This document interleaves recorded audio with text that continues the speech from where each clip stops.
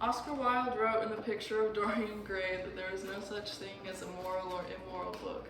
Books are well written or badly written, that is all. This idea is important and is sometimes lost in today's society. Books are simply vehicles for ideas and stories, which are some of the two most important things that we as humans have. Yet today, some people are trying to take away this essential right, which is to be able to read and write whatever we want. Currently, there are 4,000 books that are being banned and challenged in schools and libraries across the country. These stories come from a wide range of authors who are being silenced because their stories are immoral. Thousands are being told that their stories aren't important and don't deserve to be heard. I've been an avid reader for most of my life, and I really value literature. After much research, it saddens me to see a lot of the books that I love are being banned. In this speech, I will talk about how and why books are being banned, how we can help stop this, and what the future might hold if we allow this to continue. First, I'll talk about what kinds of books are being banned and how this affects everyone. Most of the books currently being banned in the US are written by and about people of color and people in the LGBTQ community. This is a problem because people in these groups are already faced with inequality in our country. It's important, in order for kids to have empathy, they need to read and learn about people from all different types of people. In the article written by Columbia University, it says, materials stripped from libraries and curriculum include works written by Black authors that discuss police brutality, the history of slavery in the US, and other issues. As such, Black students are among those who may be most affected by bans across the country. Bans and censorship are two perfect examples of things that America should not have. The land of the free should include freedom of speech for all, regardless of people's personal beliefs. Ironically, one of the main groups that push these book bans is called Moms for Liberty, which is funny because I don't know what liberty has to do with restricting what people can read. Unfortunately, we can see examples of banning and censorship all throughout history.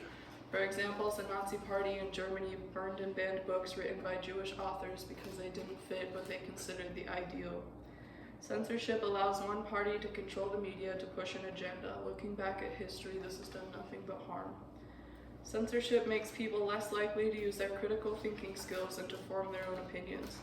Many of the people who are pushing these book bans are worried that people are going to become brainwashed because of something that they read. This is extremely degrading to the human mind because being exposed to different ideas allows you to walk away, really think about something, and then form your own opinion about it. And just because you don't agree with something doesn't necessarily mean it's harmful to read about. In fact, most of the time it allows you to walk away with a greater sense of empathy and a deeper understanding of different perspectives. Now we know why this is harmful, we can talk about what we can do to help. The first thing, and one of the most easiest things I think we can all do right now, is to read more banned books. A lot of the books that are currently being banned are books that some of you may have read and liked, like Fahrenheit 451, Animal Farm, The Hunger Games, To Kill a Mockingbird, The Diary of Anne Frank, and The Catcher in the Rye, just to name a few. It's important to support these authors and to show people that we won't let them tell us what we can and can't read. The American Library Association has a list of some of the most current banned books right now, and that can be a helpful resource. In an article written by the American Library Association called Get Involved, it says, if you hear of a challenge at your local library, support your librarian in free and open access to library materials by contacting the Office for Intellectual Freedom. And that's something that you can do if you hear of something specific to your area.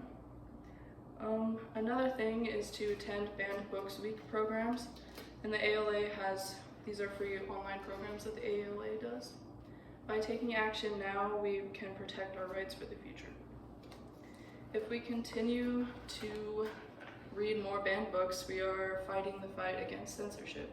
If we take action to stop book bannings and refuse to listen to what people tell us we can and can't read, we are standing up for the freedom of speech.